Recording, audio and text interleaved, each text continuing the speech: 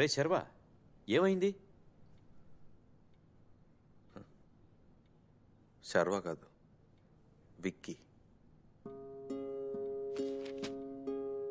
శర్వా ఎప్పుడో పోయాడంటే కనిపించకుండా కాదు, చచ్చిపోయాడు. ఏమైందో మీకు తెలియదు కదా, నేను చెప్తా. శర్వా వాళ్ళ నాన్న బిజీగా ఉండే ఒక రాజకీయ నాయకుడు. ఎంత బిజీ అంటే కొడుకు డ్రగ్ అడిక్ట్ అయ్యాడని కూడా తెలియనంత ఇదిగా ఆయన రాజకీయ మత్తులో ఉన్నాడు. శర్వా పుట్టినరోజు ఇంట్లో గొడవ పడి డ్రగ్స్ కొనడానికి డబ్బు నగలు తీసుకెళ్లాడు. వెళ్ళినోడు 15 ఏళ్లు గడిచినా తిరిగి రాలేదని ఈ ఊరు, ఈ కుటుంబం నమ్ముతుంది. కానీ నిజం అది కాదు. పోయినోడు ఆ రోజు నైటే తిరిగి వచ్చాడు. అది వాళ్ళ నాన్నకి మాత్రమే తెలుసు.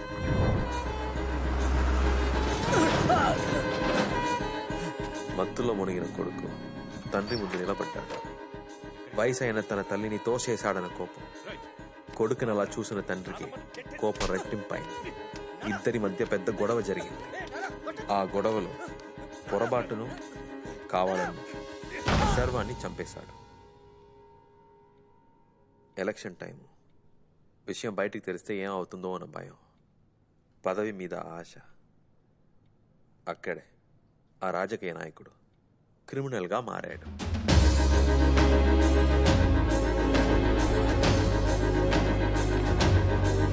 కారులో కొడుకు బాడీని తీసుకొని నా కొడుకు కనిపించాడా అని వెతుకుతున్నట్టు నటించి తనని పాతి పెట్టడానికి ఒక చోటు వెతికి పాతేశాడు.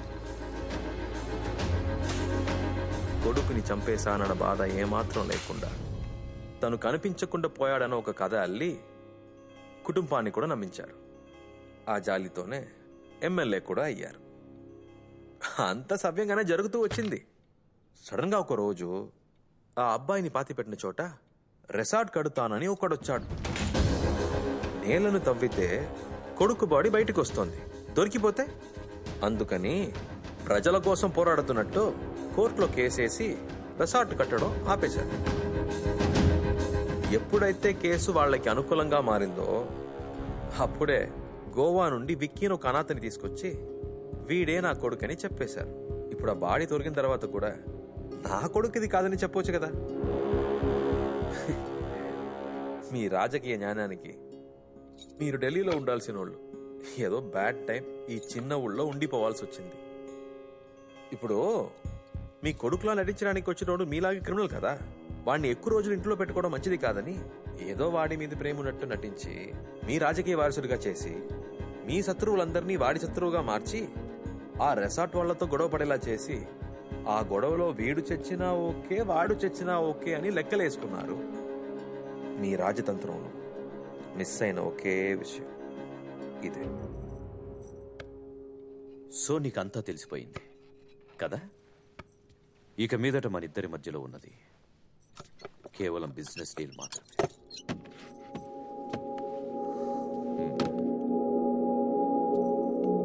నీకు రావాల్సిన డబ్బు, నీకు సంబంధించిన డీటెయిల్స్ అన్నీ ఈ పెట్టెలో ఉన్నాయి. నీ వల్ల నాకు ఎటువంటి ఆపద రానంత వరకు నా వల్ల నీకు ఎటువంటి ఆపద రాదు. ఏం బెదిరిస్తున్నావా? నీ రాజకీయ లాభం కోసం కన్న కొడుకునే చంపావు. నువ్వేమైనా చేస్తావు. మీ నుండి మీ కుటుంబాన్ని కాపాడడానికి నేను జైలుకి వెళ్ళినా పర్లేదు, నిన్ను మాత్రం వదిలిపెట్టను.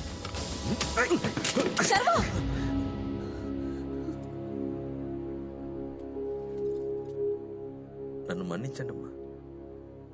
నేను శర్వాని కాదు. శర్వ ప్రాణాలతోనే లేడు. మీ ఆయనే చంపేశాడు.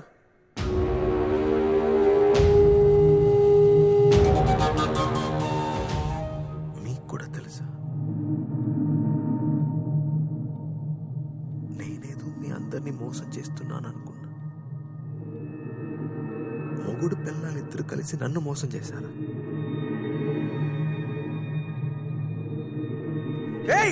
ఏం జరుగుతుంది ఇక్కడ? చైతి,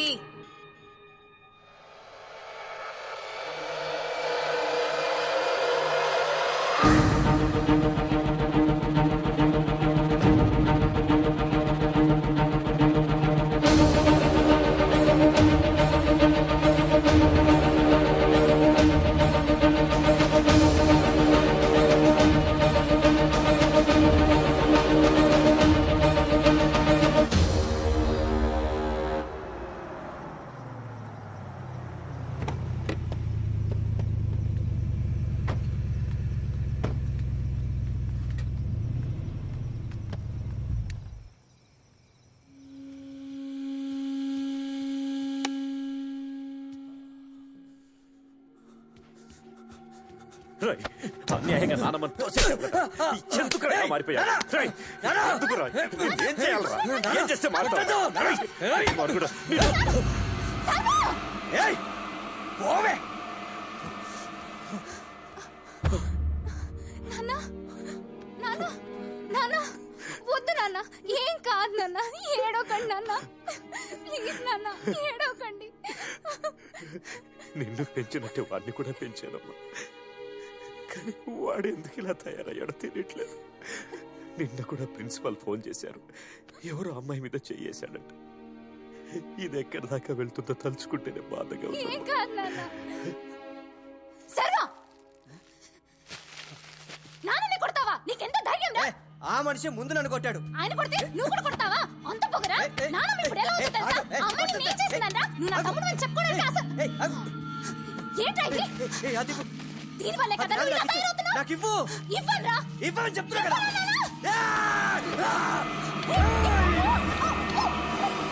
ఎంత కష్టపడి కొన్నానో నీకు తెలుసా? తెలుసా? బాబుకి కూతురికి చెప్తే అర్థం కదా. నువ్వు చావే. నువ్వు చేస్తేనే నాకు ప్రశాంతంగా ఉంటుంది. చావే, చావు.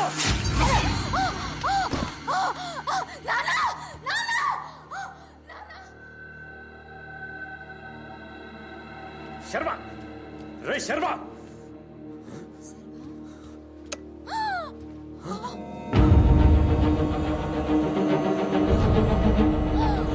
అయ్యో నాన్న, హాస్పిటల్ వెళ్దాం నాన్న. నాన్న, హాస్పిటల్ వెళ్దాం నాన్న. అయ్యో సర్వా, శర్మ, శర్మ, నాన్న నీకు కావాలి చేయలేదు నాన్న. వాడే వచ్చి నాకు గొంతు పట్టుకున్నాడు. అయ్యో అయ్యో, తెలియకుండా చంపేశాను. ఎలా జరిగిందో తెలియదు నాన్న. అయ్యో చంపేశాను.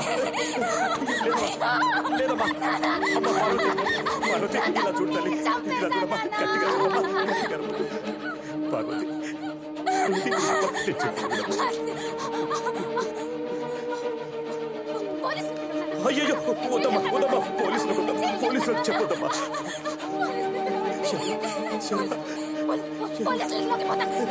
శర్మ పారిపోయాడమ్మా. శర్మ ఇల్లు పారిపోయాడు. ఇల్లు పారిపోయిన శర్మ తిరిగి ఇంటికి రాలేదు, పారిపోయాడు. ఇదిగో ఇదిగో ఇలా చూడమ్మా, ఈ విషయం బయటికి ఎవరికి తెలియకూడదు. వాడు డ్రగ్ అడిక్ట్, పైగా అమ్మాయిల మోజులో ఉన్నాడు. ఇది బయటికి తెలిస్తే ఒక్కొక్కరు ఒక్కోలా కథలు అల్లుతారమ్మా. నీ భవిష్యత్తు, పెళ్లి, కుటుంబ గౌరవం మొత్తం పోతాయమ్మా. ఇలా చూడు, ఇలా చూడు, ధైర్యంగా ఉండు, ధైర్యంగా.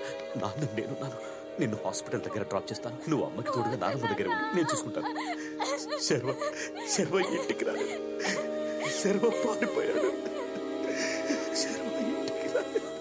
శర్వ పారిపోయాడు. శర్వ